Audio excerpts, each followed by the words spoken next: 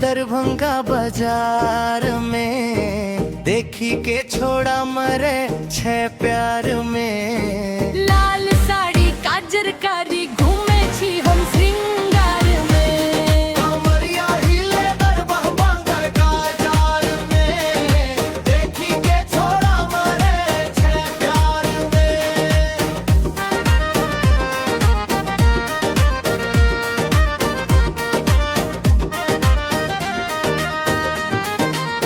पायल बाजे छन छन छन, संगे उड़े चुनरिया। पायल बाजे छन छन छन, संगे उड़े चुनरिया।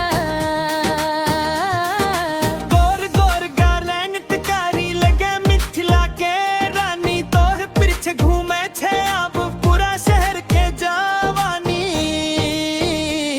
कमरिया हिले दरभंगा बाजार में, देखी के छोड़ा मरे छे प्यार में। कमरिया हिले दरभंगा बाजार में, देखी के छोड़ा मरे छे प्यार में।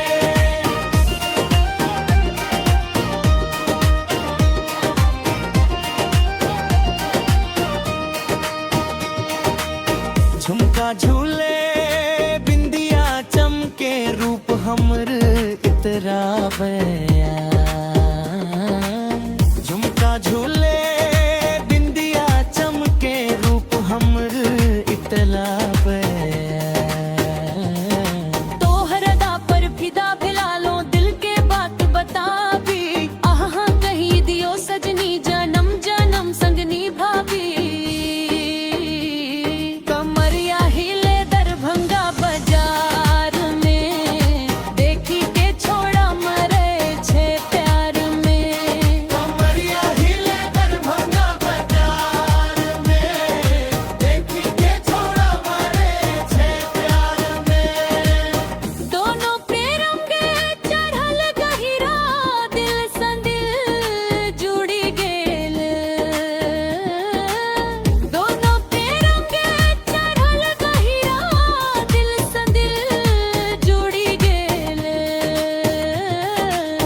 हम मन गयन फंस गेल, कमरिया हिले दिलवा धड़के। बजे प्रेम के सितार, तोहर संग बितावे चाही।